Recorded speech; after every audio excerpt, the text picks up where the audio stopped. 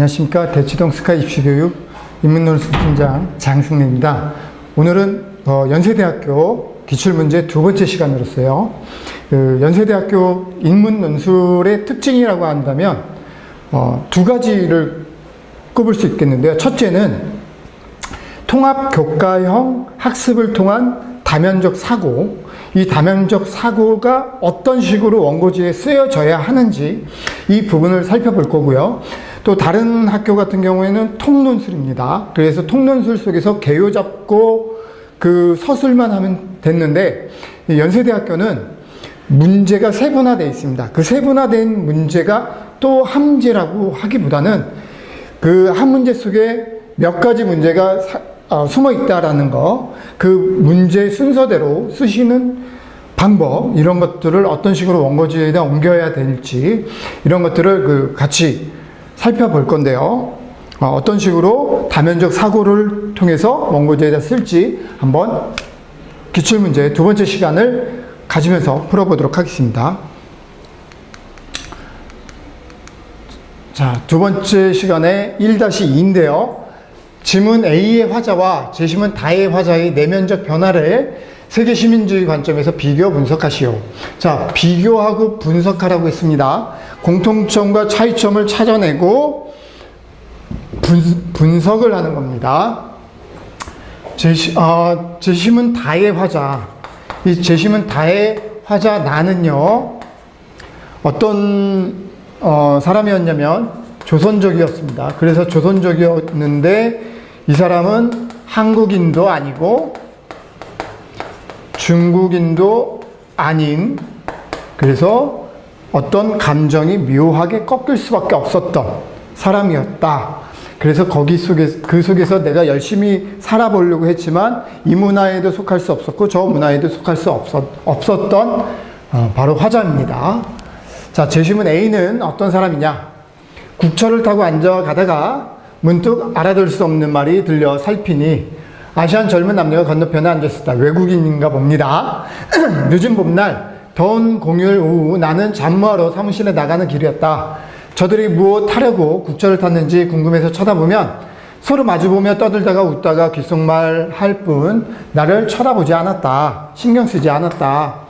모자 장사가 모자를 팔러 오자 1,000원 주고 사서 번갈아 머리에 써보고, 만년필 장사가 만년필을 팔러 오자 1,000원 주고 사서 번갈아 손바닥에 써보는 저들, 굉장히 평상시 모습대로 다른 사람들의 시선을 생각하지 않다. 문득 나는 천박한 호기심이 발동했다는 생각이 들어서 황급하게 차창 밖으로 고개를 돌렸다. 자, 여기 천박한 호기심.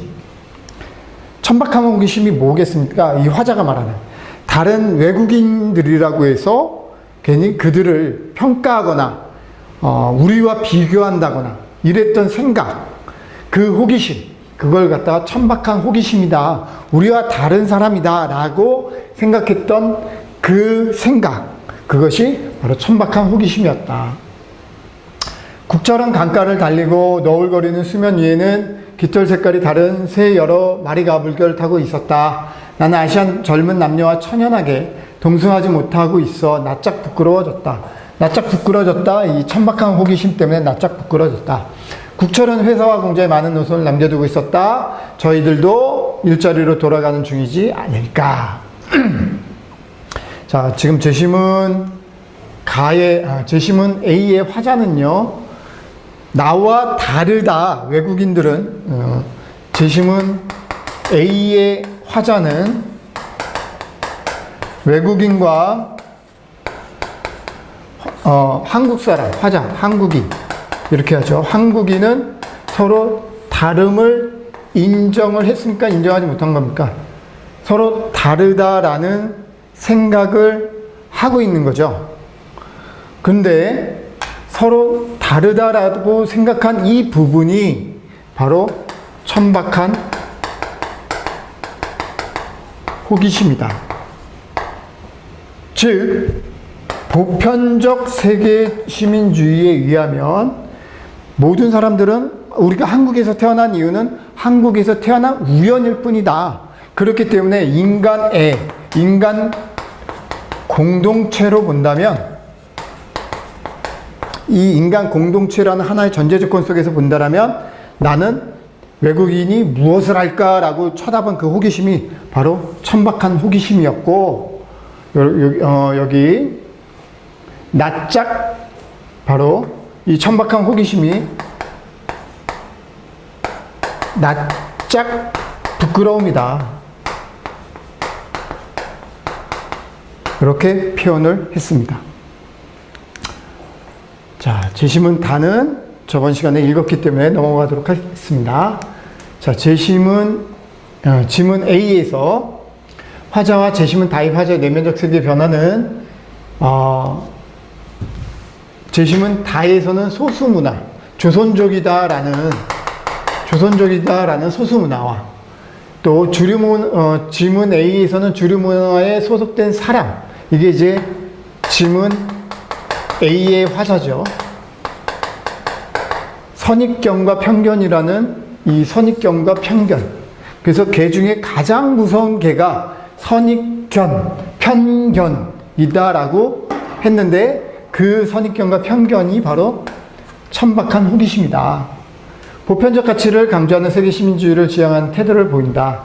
이에 비해 제시문 다의 화자는 소수문화에 소속된 사람으로서 무조건적인 동화의 현실적 벽을 체감하며 보편성을 강조하는 회의감을 갖게 된다.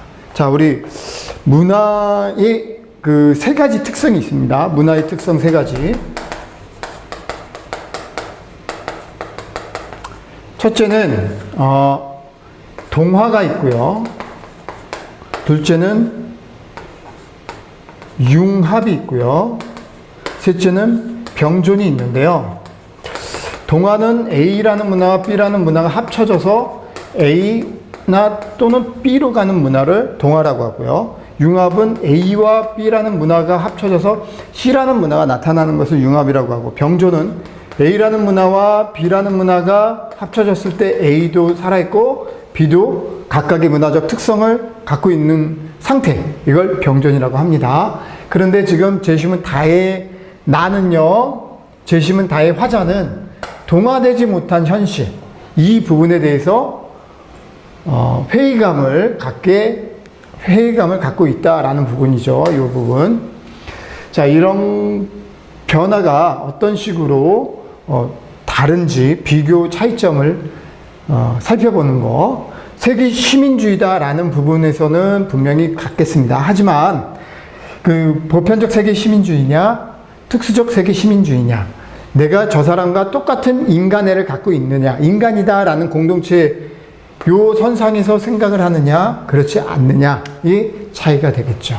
자, 이렇게 다면적 사고, 통합 교과형 학습이 다면적 사고로 어떤 식으로 표현이 되는지, 우리 세계 시민주의나 이런 부분에 대해선 국어 시간이나 사회 탐구 시간에 아마 여러분들이 굉장히 많이 들어보는 내용인데요. 이렇게 세계 시민주의가 두 가지 관점에서 어떤 식으로 작용을 하고, 그 작용된 세계 시민주의 속에서 논술을 쓰는 이 학생의 입장에서는 어떤 쪽에 어떤 부분이 한계점이 있고, 그 한계점을 극복할 수 있는 방안이 무엇인지, 이런 부분에 대한 사고, 이게 다면적 사고요. 그것을 예시까지 들게 한다면 굉장히 큰 논증을 할 수 있는 부분이 되겠죠.